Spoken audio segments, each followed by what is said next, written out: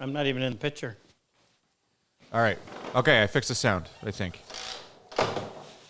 But actually, before you ask the picture, let me explain. Jake, you going to be ready in a second? Yeah. I want to explain why we're so helter-skelter. Actually, this would be this week's excuse. So we have our first PHP workshop starting. They're going to come. They're arriving tomorrow night. Actually, one guy's already here. Thank you. So we have been frantically trying to get everything ready. I'm going to give you a quick tour of the shop out there. We have a big class. Normally we have 14, but we have 15 in this one. And Danny Bell's coming up from, where's Danny live, in Maine? You remember? North of Portland. Yeah, but you remember the name of the place? Lisbon Falls. Lisbon Falls, Maine. Danny's coming up to be our assistant. Danny's retired Chinook helicopter pilot. He was medically retired just about a year ago. And he's actually from New Hampshire, but they retired down in Tennessee, and then they moved to Maine. So Danny's coming up to be my assistant for the week. Looking forward to that. Luther will be here. And sometime tonight I'm going to read you the names of all the guys that are coming. Now go ahead, Frick, with a question, if you will, please. All right. First question comes from Todd Michael in Leesdale, Ontario. Hey, Todd. Oh, Ontario. Yep. He says, in many of your videos, when you are doing the final drawer fitting, I noticed that you have left out the bottom of the drawer. Is there a reason for this, and are you not worried about the drawer staying square during the fitting process? Hold on just 1 second. I got to tell these guys to... Hey. Sorry, Frick. I couldn't hear you with it. Say it again, please. When you're fitting the drawers, you leave out the bottom. Are you not worried about the bottom changing the dimension? Well, you always make your drawers, you always orient the grain so that it does not impact the fit of the drawer. I got one right here. No. Where's the closest solid wood drawer bottom I have? Right here, isn't it? Or is that ply? Pardon? There's one right here. That one on top? This one right here? This one, Oh, almost did that again. So here is an example of how you would do a drawer. So I'll show you a couple. So this is solid wood bottom. This is a plywood bottom. Frick switch. And that's a solid wood bottom as well. So you always orient the grain. Are we on this camera now? Yep. You always orient the grain so that it's running across the width, parallel to the front, I'll put it that way, so that your expansion goes out the back. The board is not going to get any longer, but it will get wider or narrower. So when you build this, there's no glue in this groove, and there's no glue in this groove. You can glue the front. These screws are in slotted holes that allow the drawer to slide underneath or pull back in. That's why I have metal on metal. It slides easier. And when you build them, you try to make it so that your drawer bottoms out in the groove, and it really prevents the racking, although the dovetails almost do that as themselves. And then if you're doing a plywood bottom, which you don't have to worry about movement, for the sake of appearance, run the grain the same way, parallel to the front, even though it's plywood and it's not going to move. So that's, I had a professor at university that used to build his drawers, and he would actually do it like this. What did we do that one? Right there. No. This one. No. Oh, yeah. Oh, here.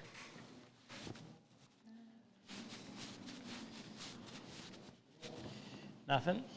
Need a sample.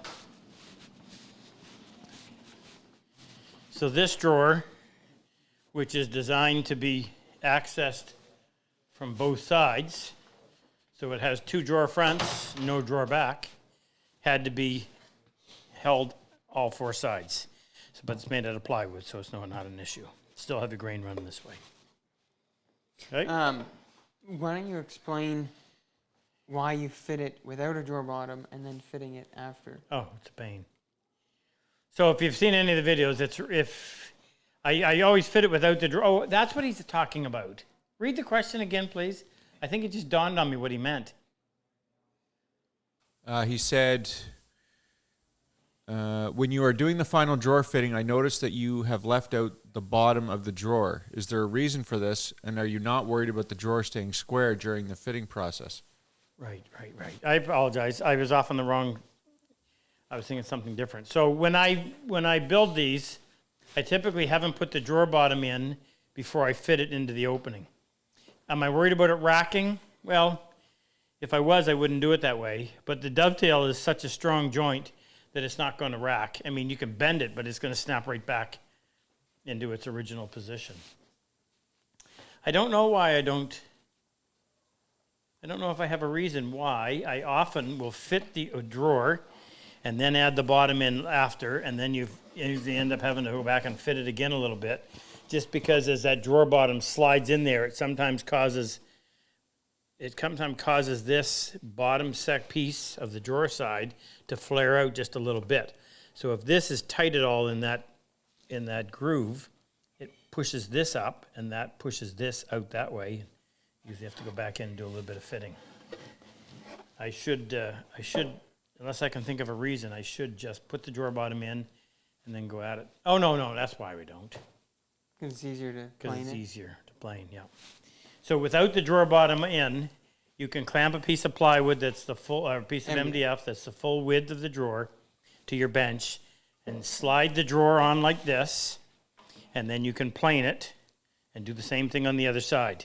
With the drawer bottom in there, you just have part of it that doesn't catch, so that's the reason why I do it. Thank you. Next, Frick. By the way, in case you're just tuning in for the first time, this is our Saturday night YouTube Live that we do as a fundraiser for our Purple Heart Project, which is a program where we bring 7 combat wounded veterans in from all over the world for a 6-day, very intense traditional hand tool workshop. And we do that 6 times a year, May through October. And what else was I going to say about it? And we're starting, as I mentioned, tomorrow night. They actually come in for a meet and greet. I'll tell you a bit more about that as time passes tonight. Next, Frick. All right, next one comes from T.J. Leonard in Marshfield, Massachusetts. Hey, TJ. He said, excuse me, he says, when finishing the drawer, do you suggest using any type of wax on the edges, which will be rubbing on the frame? By edges, I'm sure he means the drawer sides. Yeah, I always wax them. I wax the top. I'll show you. I wax here, because that's going to run on the top of the drawer. Really not here, more or less just back here. I wax the drawer side, and I wax the edge underneath here. That's all. I know you said don't put anything inside, just so it doesn't transfer the smell of oil or wax onto whatever you're putting in there. Can we take them out there and show them a little bit? We can see how far we can go. Okay, let's. The How many people do we have on, Frick? 337. So- Sure you don't want to wait? Yeah? Yeah, we'll wait. Build the numbers up. Next question. Okay, this one comes from Larry McDaniel in the chat. Hey, Larry. He says, fast drawer design if dovetails are not an option. What are your suggestions? Oh, here. I was going to show you that. I was actually going to bring this over. So this is a chest of drawers that I built for, who was this one, Jake? What do you want, Frank? Nothing. Quit seeking attention. What's what? Whose chest of drawers would this have been with the guns? Bo. Bo. Bear hunter. So I had to, we had more kids than we had drawers. So I was scrambling. I didn't have much time because there was a lot going on at the time. So I built, has this got the little runners on it? Feet, yeah. I built Too easy. 3 chests of drawers out of 1 sheet of plywood. I think I talked to you about that before. And How far do you bring I it? didn't think I had time. How far is this thing I'm coming? going to bring it right over. You're going to run out of space. Mooser, can I ask you to move for just a second? That's a big task. You need to move that over there. I want to slide right along the floor. Chris, can you just pull that mat up so I can take a left turn? Thank you. Thank you, gentlemen. It's down here because it needs to be refinished. So here are the drawers.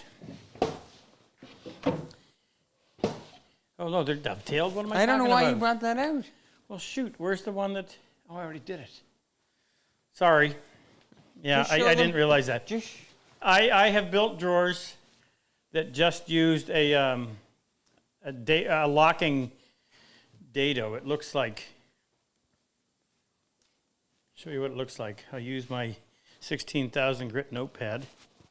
there's a notepad right there. There's a pencil right here somewhere.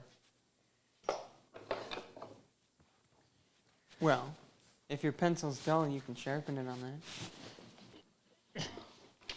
Funny. So here's what it would look like. Your drawer front would be here. You'd have a little rabbit over and a short one like this. So your drawer side would fit like this. So you mean you got to be accurate, but once you get it set up, you can run them all. So that little bit right there catches, and there's enough distance between here and here to give this a little bit of strength so it doesn't snap off. But So what was the purpose behind the locking dado? well, it just increases the surface area, the glue surface area. You've got all this, and you've got the mechanical strength of this. Back before we learned differently, we didn't think that gluing end grain to long grain was going to be sufficiently strong. We found out otherwise, but I would still do it that way anyway. So it makes for, and those drawers have been around they were even longer ago than this, and they're still being used and never had a problem with them. They've never failed. So you can do it. But it's much nicer to open up and have dovetails on there. Depends on where your skill level is or where you want it to be. I did it just because I didn't think I was going to have time. I couldn't take the time to do it. That was what I built those back in the Lean days. early 90s. Yeah. Next, Rick. What was it? Read that question again. Just make sure I answered it the way. Anybody remember? He said quick Yeah, well, drawers. like- That's correct. If dovetails are not an option, what's the quickest? Where's that sample that we did? Did we cut it up? Didn't cut it up. It's kicking around. Somewhere in here, there's a joint that we did, just using a dado, Rabbit. and It's we a glued rabbit, it isn't it? glued it rabbit, like you would do on a drawer if you didn't want to use dovetails, and we glued it up and stood on it and couldn't break it. So that was a real shocker. We did that in the YouTube. If Luther can find it, he'll post it for you, and you can see for yourself. But you can simplify it. It's just whatever you do, you have to make sure it's nice and accurate so that you maintain a good fit and you don't get sloppy drawers. Don't want sloppy drawers. Okay, next, Rick. All right, next one comes from Benjamin Arrow, or Arrow. He's in the chat as well. He says, Hey, Benj. what method of joinery do you use for joining a muntin to the back and the front of a drawer for additional weight support? In the back and the front. So what's he calling it? A muntin? On the drawer bottom? Is he talking about in the drawer bottom? Read it again. Let me. What method joinery to use for joining a muntin to the back and the front of the drawer for additional Yeah. weight support? So sometimes when you have a really wide drawer, just so that everyone understands what he's asking, if you have a really wide drawer, I got to replace the bottoms in these. I don't like making drawers that big, by the way, but if this was a really big drawer, that just to give this a little extra strength, what you would do is you would put another piece and you would put it you would secure it here and you would secure it back there. So you'd what you would do is separate this into two compartments. And now the drawer bottom would slide into this groove and it would slide into that groove. Actually, I did it right here. Kind of. So, not a drawer, but same idea. So I have my tool tray, which is fairly long, and I divide it into two pieces. So this piece is fastened to this, and this piece is fastened to here. And then the groove that this tray sits in is on this side, and in here, and on there. And now your question was, how would you fasten it? Well, how would I fasten it? You could, probably the easiest way, you've already cut a 1/4 inch groove in the drawer front for this, so you could easily just cut a 1/4 inch tongue on that piece and glue and, that would be plenty strong enough to glue that into there. And then back here, you want it to be, it's got to be sticking up, meaning it's got to be, in order for you to cut a groove that will house that bottom, this piece that you're referring to is going to need to sit up above, right? So that's okay here, because part of that would be a tongue that would fit into that groove. How would you do it back here? Seeing as this doesn't have a groove in it. You could cut a dovetail, although a dovetail doesn't, you typically don't cut a dovetail in this or in this grain direction. But if you made a great big one, it would allow for, prevent this from spreading this way and stiffen the whole thing up. Or, what else could you do? I would probably just notch this piece, and then just have a shoulder here. So come in and use this again. I would probably come in and just cut a notch here, and then I would cut a corresponding notch on here and fit that in. And then you'd have a shoulder, obviously, along here that would make this nice and neat as you look down on it from this direction. And I would probably just screw that up in there. You could dowel it if you wanted to, obviously reinforcing the glue. And then every application is going to provide for different options. But definitely use the groove in the front with the tongue, and then in the back. I can't imagine doing anything other than a notch, or the only advantage of the dovetail, or a single dovetail there, would be to resist pulling in one direction. Next, Frick. Okay, next one comes from Tripping Tommy. He's in the chat. He says, how much clearance do you allow between the case and the drawer? None. And when I say that, I don't want to detect any movement at all. Side to side. Side to side. So here's a good example. If I take this drawer and move it like that, there's no side to side movement. Up and down there has to be, because the drawer side is going to expand and contract. The opening isn't, so you have to allow for that. But side to side, the drawer is not going to get any wider this way. The opening is not going to change either. So you don't want any side to side slop at all. And if you get it right, then it just works nice and smooth. And that's just a box and a hole. But you do use 1 thou shim. Yeah, but yeah.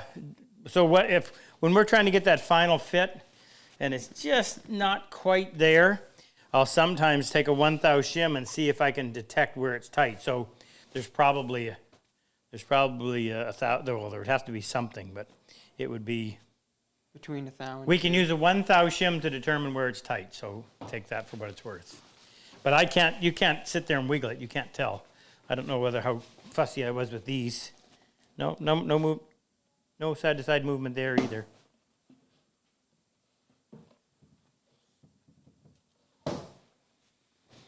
We put that on Instagram. See if anybody could guess what the different pistols were. How'd you make out on that, Moose? You missed your shot? He missed his shot. That's Ready? pretty quick. Next. Next one comes from Barry O'Mahony, also in the chat. Hey, Barry. He says, for utility drawers, not fine furniture, what is the best drawer slide to use? Well, I wouldn't use drawer slides. So where are those, Jake? They're right here. So these are made by High Point.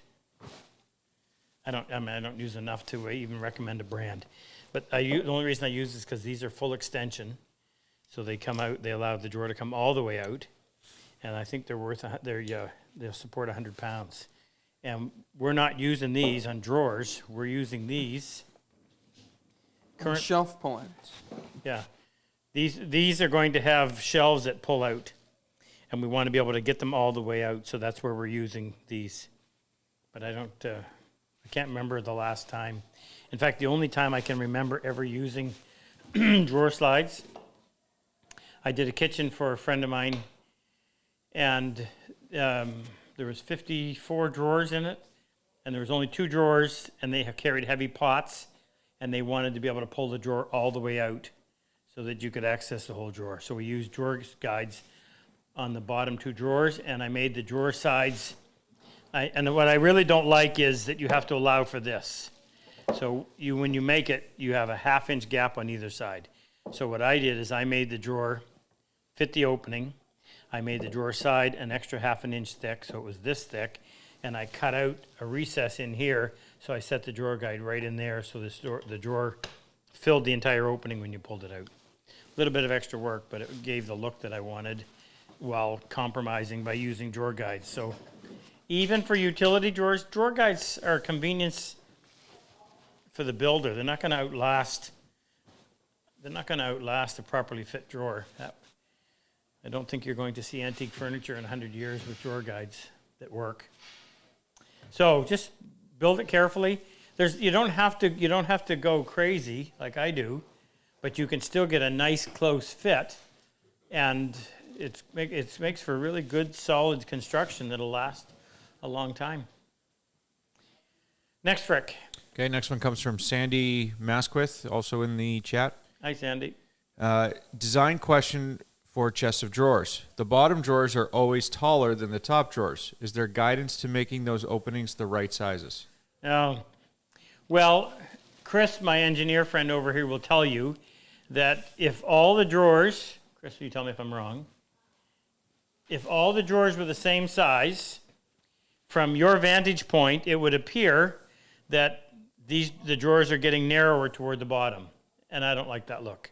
So I did it. That kitchen that I did for that friend of mine, there's probably a formula for this, but it would be beyond me.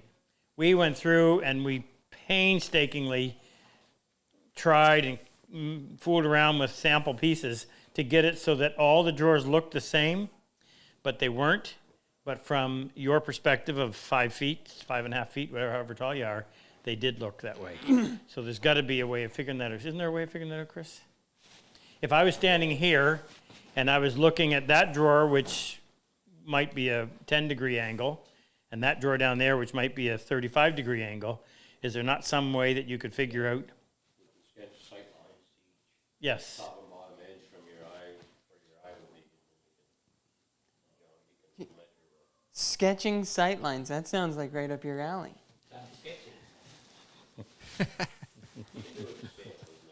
Moose is back. Yeah. I saw that actually in a book. Actually, if you go and get Ernest Joyce's book, The Encyclopedia of Furniture Maker, he actually has a drawing in there describing exactly what Chris is talking about. So you're right. I like the drawers to be graduated. I like them to be bigger at the bottom as you go up to the top.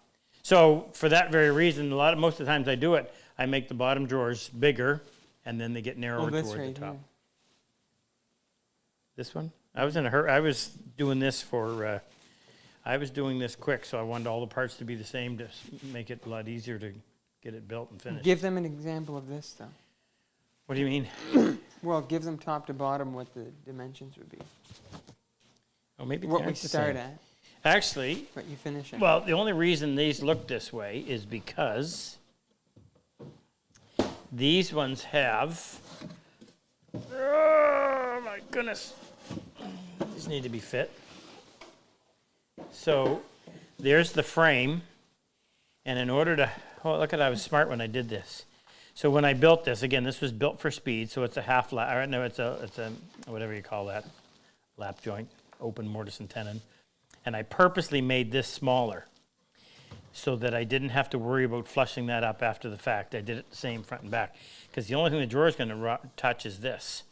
And this is covered. So this is covered because... Just a sec. if- We lost video. I'm going to... Never mind. I'll switch. Or we can't really see Why'd it. we lose?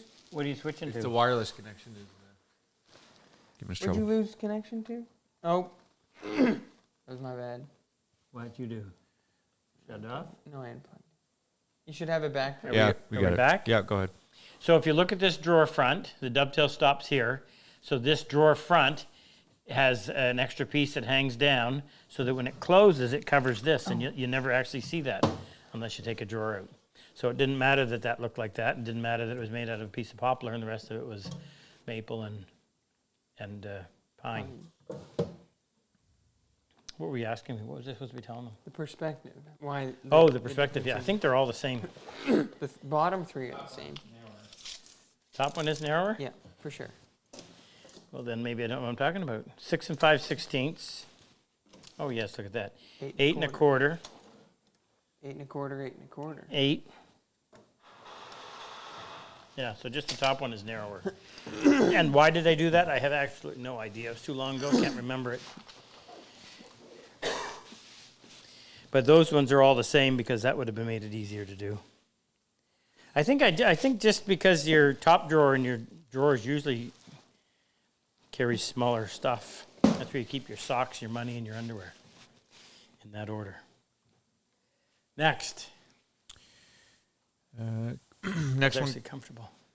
Next one I comes have from. plantar fasciitis in one foot, and I got to stand for 12? from 7 in the morning until Yeah, but you sit down 10:30 at night 1 hour for the lunch. next 7 days. That's going to be interesting. What do you say, Frick? Next question comes from Jerry Sarkozy in Vail, Arizona. Hey, Jerry. What is the formula to measure the drawer width and depth for the opening to get a perfect fitting drawer? Okay, say that again, please. What is the formula to measure the drawer width and depth for the opening to get a perfect fitting drawer? Well, there really isn't a formula. So the sequence that you want to go through when you build drawers is you start with your case. Case comes first. And you have to make sure that that case is built as accurately as possible. So when I say that, the sides have to be parallel to one another, and the bottom and the top have to be parallel to one another. So if you actually had it a little bit sloped on one side, you could still work with that because the sides would still, it would be a, what's that called, Chris? It's a parallelogram, but if a parallelogram can be square or can be a, is it a rhomboid? Rhombus? See how smart I am? I'm feeling really good. Just build it straight, Where did I sleep last night? What? build it straight, you don't have to use that one. Keep it nice and square. That's so much easier. Keep everything nice and square. So you really need to spend lots of time on this to build it accurately. And there's lots of stuff going on there. You have to make sure your pieces are perfectly square. Everything has to be checked twice. Put it together. Don't use excessive clamping pressure. Don't pull it out of square. Make sure you're not getting ahead of yourself, meaning if you tried to glue all of that up at the same time with regular glue, forget it, impossible. So what I typically would do is lay this down on my bench and just do these one at a time.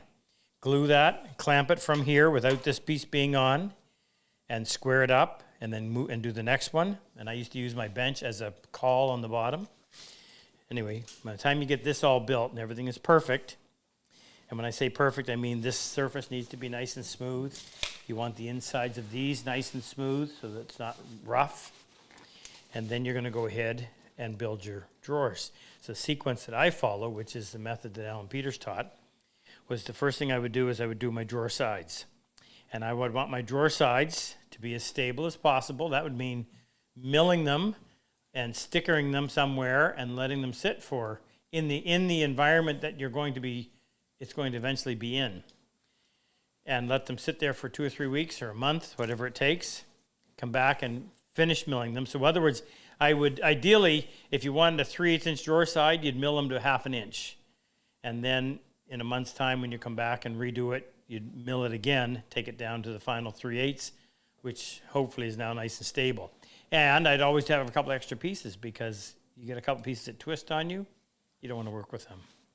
So then I would fit the drawer side so that it fit the opening, just fit the opening. Everything references off of the bottom. So the bottom would be shot with a plane, so it was nice and smooth. I never touched that again. And then on the table, using a table saw, I would keep ripping it until it would just fit in there. Not do I have to jam it, but it just fits in. I'd leave the saw marks on the top because that's going to come off afterwards. So you get your two sides. Then typically your drawer front is going to be a prettier piece of wood. We use the sides and the back are what we call secondary lumber, and the primary lumber would be what you use on the outside of the case and the drawer fronts. So in trying to fit that drawer to front to the opening, and you want it precise, you can't add wood on afterward, then rather than risk making a mistake, you're going to take your drawer back, which is secondary lumber, and you're going to fit it to the opening. And you want it so that it's snug. And you want it so that it's snug in the same amount, top to bottom. What I mean is when I have that in there, if I can push the top and it'll fall in, but the bottom is tight, that's not right. I want it so that when you push it, you can feel the whole thing making contact all the way, top to bottom, top to bottom. And once I get that, and I'm going to come back to how I do that. Once I get that, I then I use that as a template on top of, carefully orienting it so that you have your top right corner and your top right corner on your drawer front. Set them on top of each other, referencing off of the bottom, always off of the bottom. And then with a knife, you score both ends, and then using your shooting board, you take your drawer front down to that score line, and now the drawer front and the drawer back will be the same, and they'll fit the opening. How do you actually fit the drawer back? Well, if this was all the way out to the front, it's a little bit easier. But sometimes what I'll do is I'll get a third piece of wood that is maybe only half the length, and I'll go in and I will fit that because I can easily take that piece of wood and go in here and fit it to the opening. And once I get it so that when sitting down here, there is no gap, it's making contact top to bottom, then I can use that to go and scribe it onto my drawer back and plane my drawer back on the shooting board to fit. And then I'll come over. If the back is open, I can then, I need a longer piece. There's your piece right here. Once this fits, then I push it tight against that side, and I keep it out, not way in there like that, but just out here like that. Keep it tight, and then reach around in here. I have a plain blade that does not have a back bevel on it. I'd reach in there, and laying it flat against the side, I would score a line. And now I've got a knife line right there, and I cut to it and then plane to it, and when it fits, it's where I want to be. And then you use that as your template to transfer to your drawer front.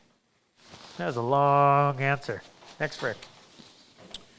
Okay, next question comes from David Moore in the chat.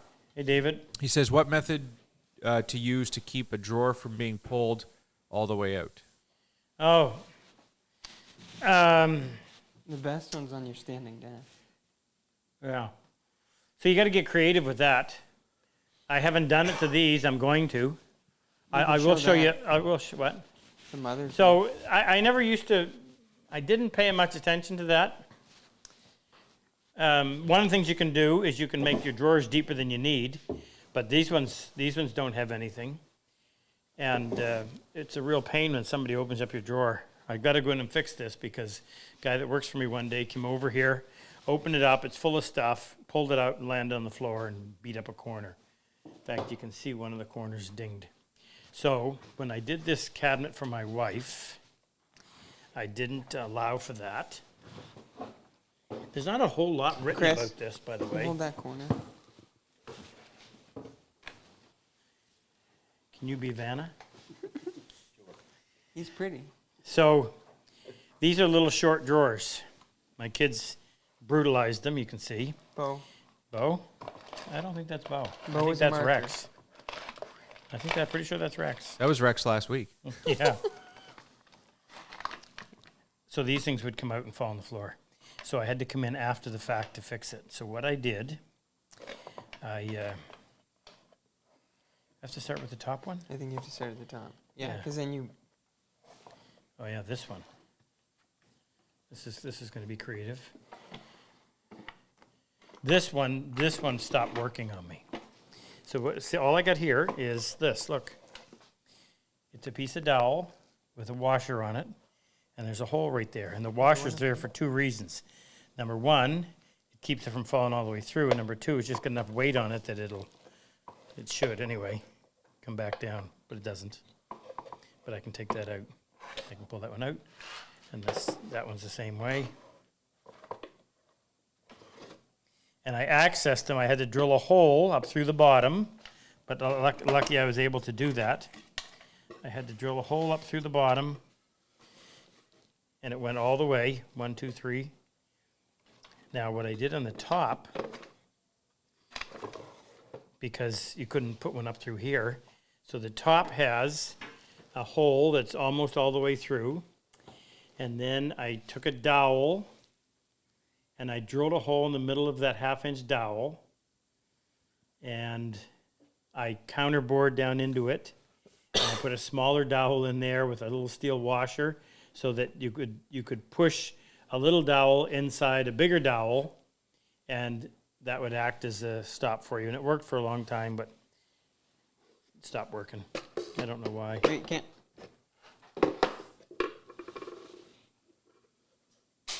Now, That one's going to stay. Jake mentioned the standing desk. On the standing desk, we did something different. On that, we, trying to remember what we did. Okay, Chris, we can set this on its back. On the standing desk, The beveled piece of. oh yeah, we took a, It was just a piece of plywood. no, brass. No, not that. Oh, The ones on the the front. long one. They're Too better. bad we didn't have that down here. Yeah. So let me open this up. So what we did is we had a piece. It was a different setup because you had a lip. Oh, right. So describe the one on the there was a frame on here. Imagine a face frame on here. So on the back side of the face frame, I had a piece of wood with slots in it.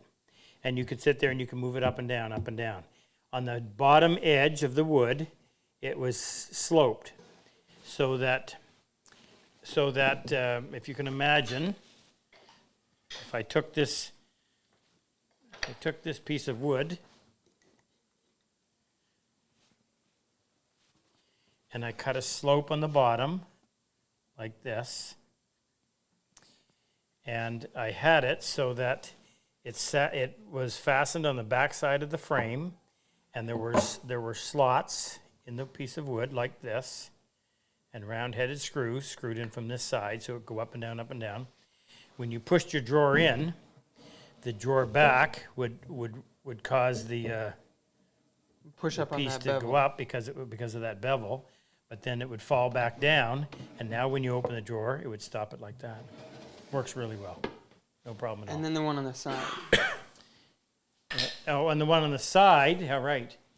So one on the side was like this, there was no frame.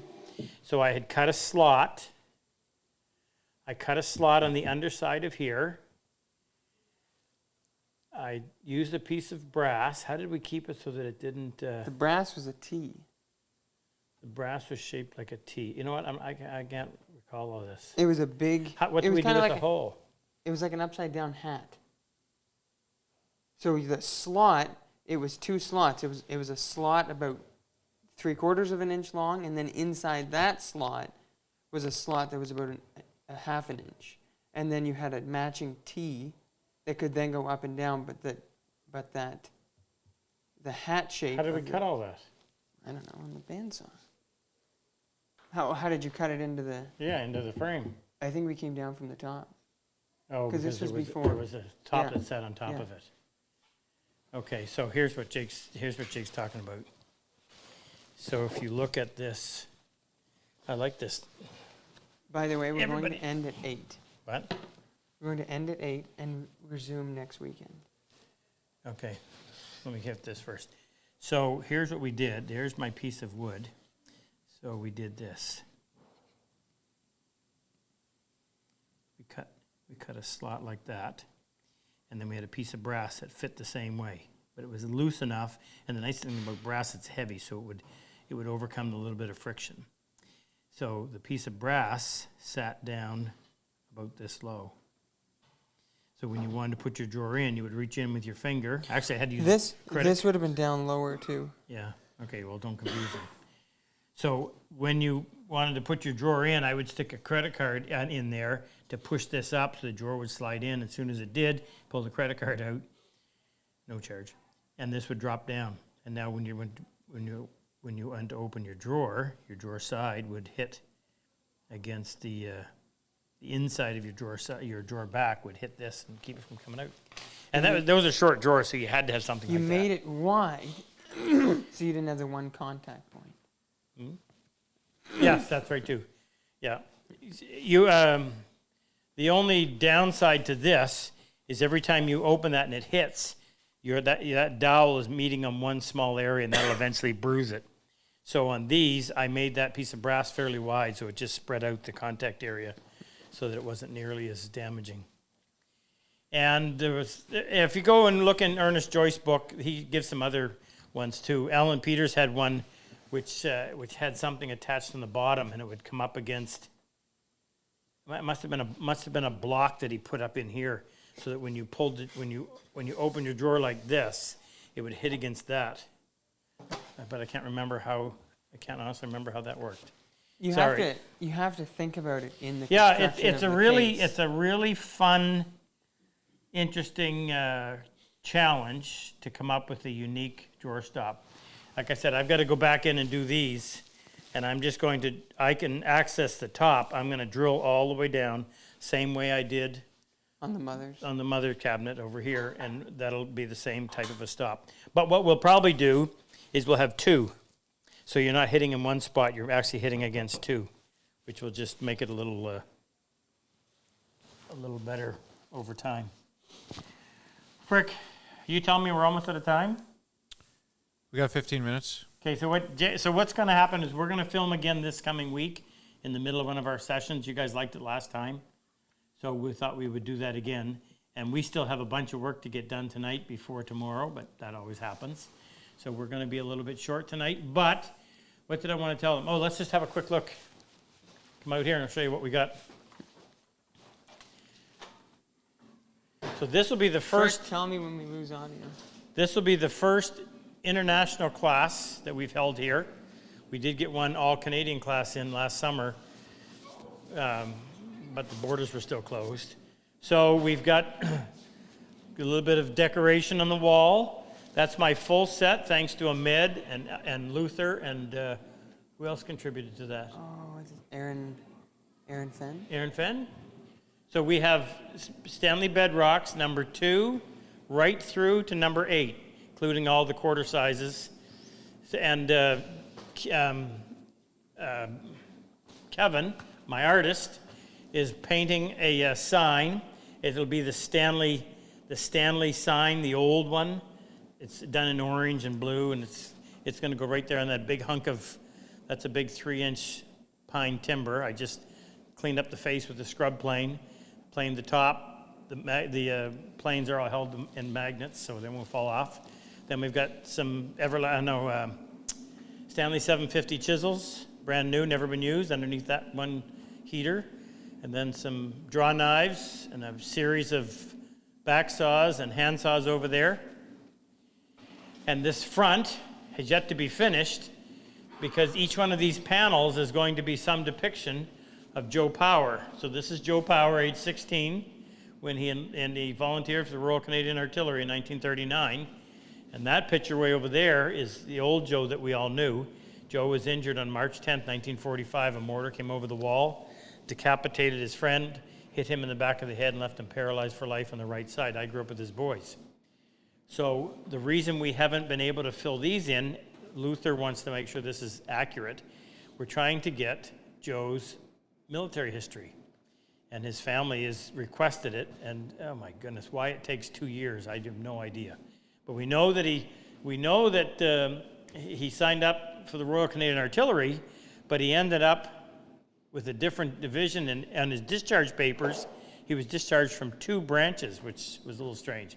So we got to find out what's going on. We know he operated a Bren gun, so one of these pictures will be a soldier with a Bren gun, and one of the pictures will be stretcher bearers pulling wounded out.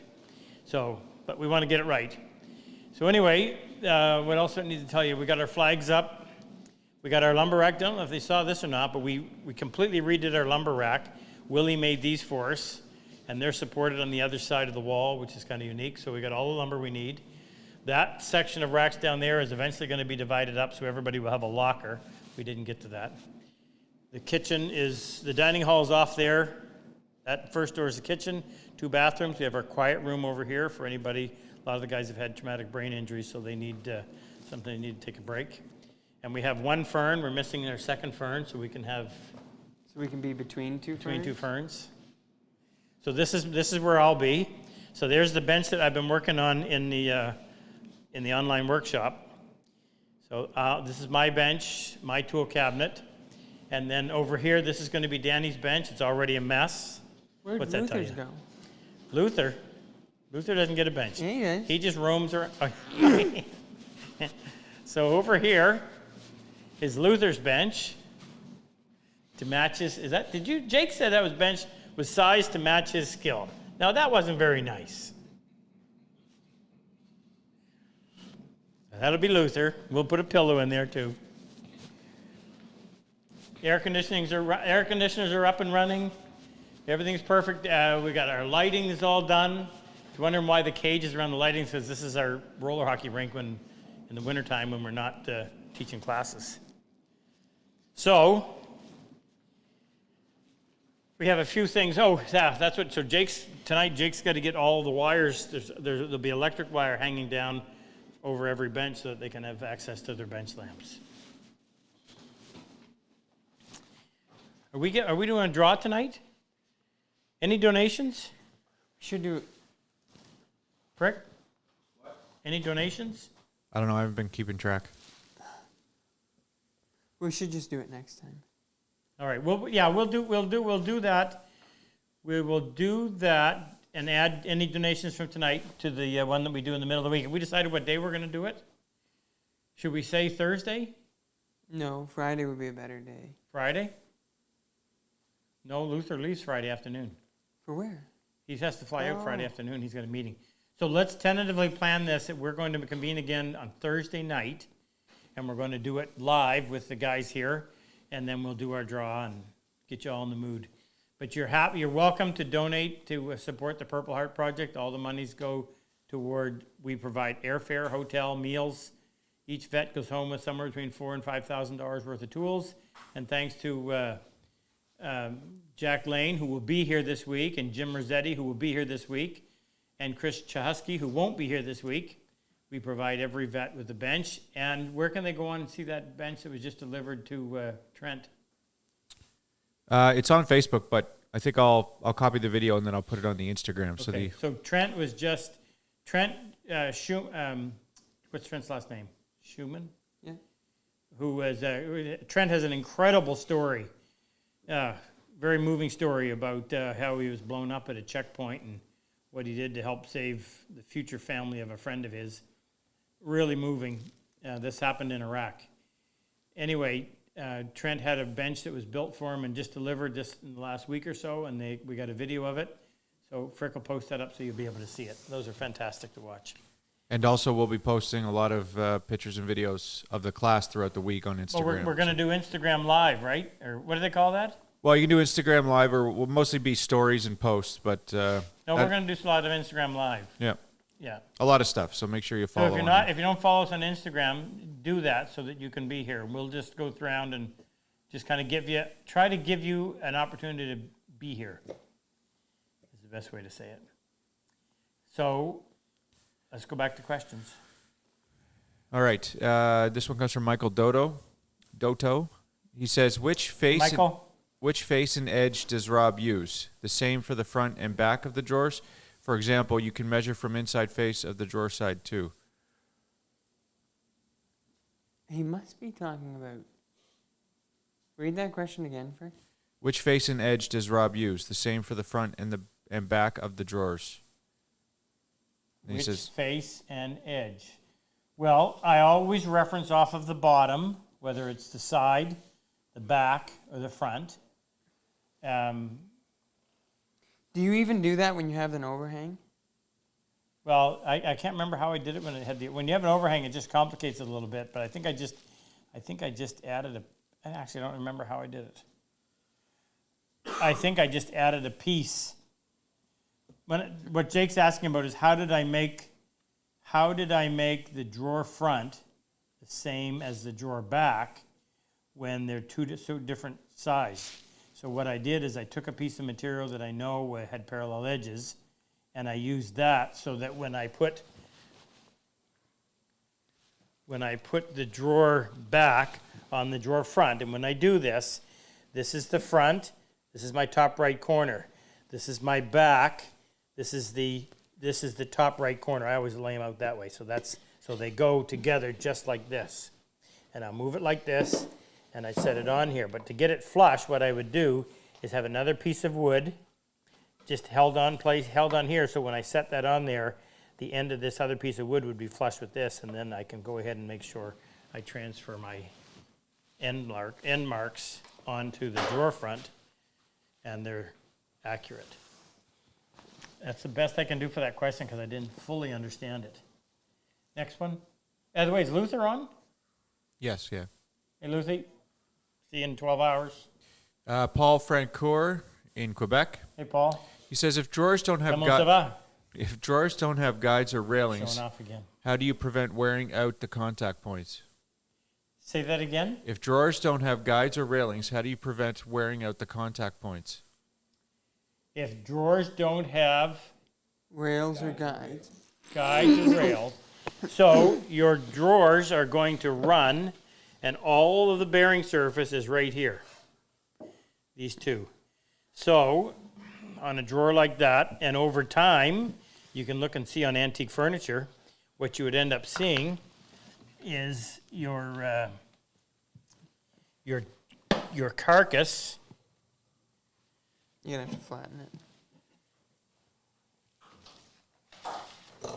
Oh, I gotta show them that. Don't let me forget to. Thanks, Chris. I got this paper coming at me. You guys should throw money like that.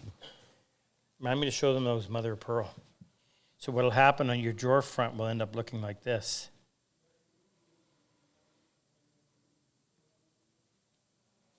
That's what the opening would end up looking like, where the drawers, it wouldn't be that bad, but they would have worn all the way down.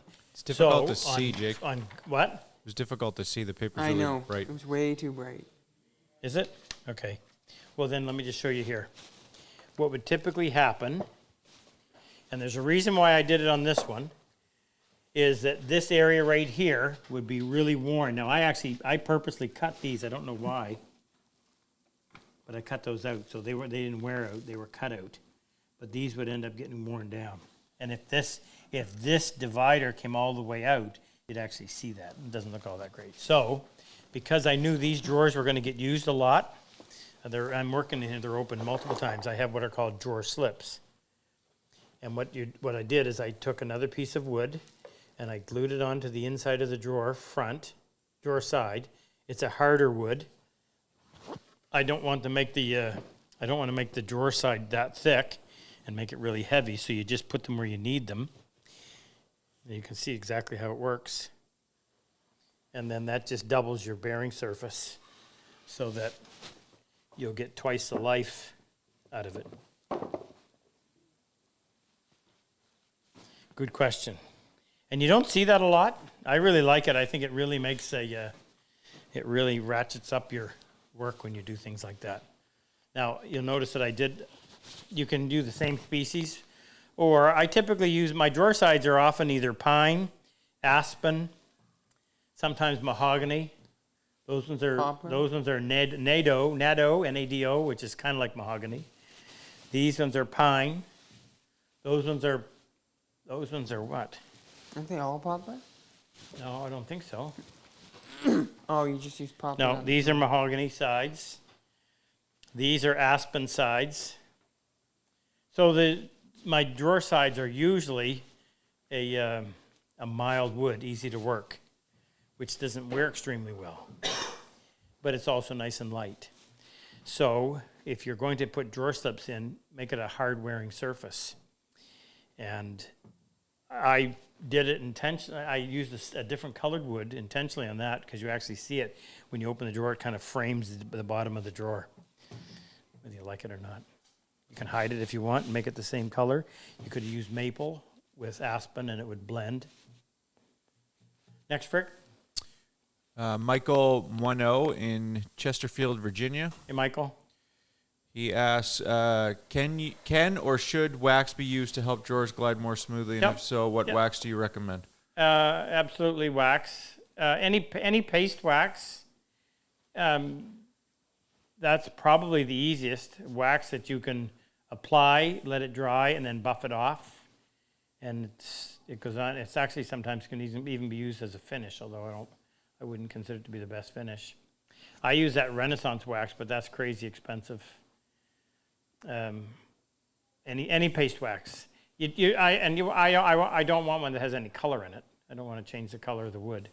And it's really simple. I mean, you just get it in a rag, you wipe it on, make sure, I'll sit there and buff it a little bit, and then let it sit 5 minutes, and then buff off the residue, and it leaves you with just a nice film. And I also wax the inside of the carcass too.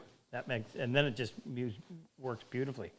The problem you run into there is that you have to have your carcass already finished, because if your carcass is raw wood and you do that, you got to be really careful not to get the wax on any surface that is going to have a finish applied to it. So I'll frequently put a finish, even if it's just a single coat. Put a single coat on everything, then go in and do the wax. I don't have to worry about it because I can then wipe it off before I put the next coat or 2 or 3 coats of finish on. So yes on wax. Next, Rick. Okay, Bill Tiffin in Edmonton. Hey, Bill. Go Oilers. Yay, Oilers. Game starts in, I don't know, Saturday night. What time's the game start, Moose? I don't think it starts till 10 or 11. This is game 7. This is do or die Toronto has to play first. for Connor and Draisaitl and Ryan Nugent-Hopkins. Evander. All right, he says, if your skills aren't developed enough to do piston fit drawers, how would you do drawer slides? If your skills aren't up to using piston fit drawers, Aren't developed enough to do aren't developed piston enough. fit drawers, how would you do drawer slides? I don't know how to answer that question. Drawer sides require a lot of accuracy too, because you can get cheaper drawer sides that everything one side drawer sides always come in pairs. So one side, the wheel run in a little track, and on the other side, the wheel will run on an L-shaped piece, so that it allows for a little bit of inaccuracy in the movement. But if you're using these ones, the ones I showed you, those full extension ones, you have to be right on, because there's no slop side to side. So, subtract an inch from your opening, and that's where your drawer has to be. It's probably not quite as accurate as doing a piston fit, but it still has to be pretty close. So I would say bag that idea and do a little bit of practice. It's not hard. I've got a drawer making video. I've done it on YouTube numerous times. Our online workshop, I can't even tell you how many times we've built drawers on the online workshop. I'm sure it would be somewhere in the neighborhood of 25, which we would see all different applications. You can have that for $25 for a month and check it out. It's just break it down to steps and do every step to completion before you go to the next step. Don't leave a little bit undone because that'll add up and then it'll crucify you at the end. But if you do every step to completion, then move on to the next one. It's like building, when I did a Maloof rocker in 1987, it was very intimidating. You see this beautiful sculpted rocker and you think, oh my goodness, how am I going to do that? Because it's almost all hand tools. But if you took the rocker apart, took all the pieces and handed me a back spindle and said, could you make this back spindle? And I'd look at it and say, well, yeah. I'd start by bandsawing the rough shape, and then I would knock the corners off, and then I would use a rasp or a draw knife or a spoke shave, and yeah, I could do that. And you just do that multiple times for every piece, and next thing you know, hey, you've got a rocker made. So don't be intimidated by it in the macro. Look at the micro. Take it in each individual piece. If I took one of those drawer sides and handed it to you and said, could you duplicate this drawer side precisely? Well, you probably could. Learn to sharpen. That's a big thing. If your tools aren't sharp, that's going to rob you of your accuracy, because if your plane's not as sharp as it should be, you have to advance the blade more in order for it to catch the wood. Well, now it's catching a lot of wood because the blade has to go out even farther because it's dull, and that requires you to push all that much harder. And the more effort you have to put in, the less control you have, and then everything goes to heck in a handbasket. So get your tools sharp. If you don't know how to do that, go watch my video, 32 seconds to sharp. I said it before, it's not clickbait. It takes 32 seconds. Once you learn how to do it, it takes 32 seconds. Get the kit. We have all that stuff on our site. We provide stuff that we use, and we use the stuff we provide. Learn to sharpen chisels and planes and saws, and then your woodworking will be so much more accurate because you're not having to apply the extra effort to make the tool work, which robs you of the control, which is critical. Best thing I can tell you for that. Improve the accuracy of your woodwork by improving the sharpness of your edge tools. One last parting one, Frick. He wasn't ready for that. Don Hill in Commerce, Georgia. Hey, Don. How do you account for seasonal wood movement when the drawer component grain is running perpendicular to the carcass sides? Okay, let me unpack that. So how do I account for seasonal movement? Say it again. Yep, seasonal wood movement when the drawer component grain is running perpendicular to the carcass sides. Right, okay, so that's an easy question to answer. So what she's asking me is... Who? It's a gentleman. Don. You said Dan? No, Don. Don. Oh, Don. Oh, you know what? When you said that, I thought D-A-W-N instead of D-O-N. I need a solid wood example. Where do I have a solid wood example? Right here. So here's this little cabinet. So the sides of the cabinet, the grain is running top to bottom, which means this is not going to change. So if I take this drawer out, this opening, this distance is not going to change. This distance is not going to change because the grain on the case is running this way. That doesn't change. Now, the cabinet is going to get deeper and shallower because both this piece and this piece are going to shrink and expand this way.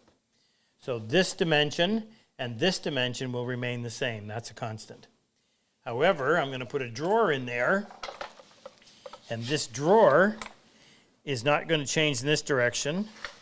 It's not going to change in this direction, but it is going to change in the height. Both this piece and this piece are going to get taller and narrower depending on which time of year it's made. So that's the one that you have to guess on. How much of this do you have to allow? So I live in Eastern Canada, and where we live, August, September would probably be, if you drew the cycle in the room when it's really cold in January and February, it's dry, so your wood is going to lose your interior temp, your relative humidity is going to be lower inside in particular, because you also have the heat on, in those months than it is in the opposite, which would be September, August, September. So your wood is going to be its narrowest in January. It's going to be its widest in September. So if you build your, now I'm not telling you to do this, I'm just telling you how to figure it out. If you build your case goods in September, then you just have to make the drawer fit and no more, because it's only going to shrink from there. But if you build it in January, now you have to guess, how much is this going to grow between now and September? And that's a tough one.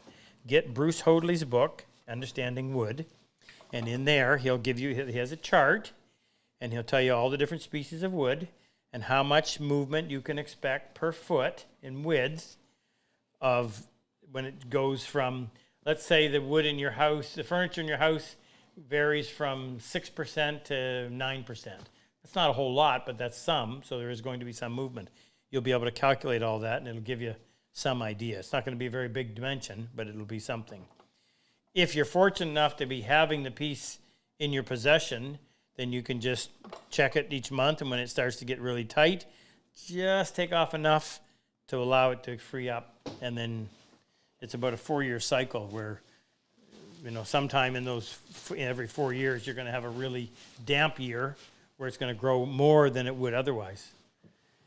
When I built all the furniture that I built in Utah, when we moved home, I had to turn around and refit everything. I remember sometimes finding drawers that we'd forgot to open that were seized. So I got a hairdryer out and I blew it all around it and just kept that on there, and it eventually dried out enough that I could get the drawer out. I got a couple of these just from being down at the shop, which is a different environment than home, that have gotten tight. I've got to go in and just adjust slightly. Okay, that's drawers. So, are we done, Frick? Yep. Thank you for joining us. We are going to go get ready, so everything will be perfect for when these guys arrive tomorrow night. Eric's already here. He came early because he wanted to get his dibs on which bench. Eric's going to be in our class this week. He's here to keep an eye on Luther. Was Super Dave on tonight? No. Yeah, that's why we're quitting early. We didn't do a shout out to any vets. Did you happen to notice any? I noticed Jeff. Jeff O'Connor. Yep. Conner.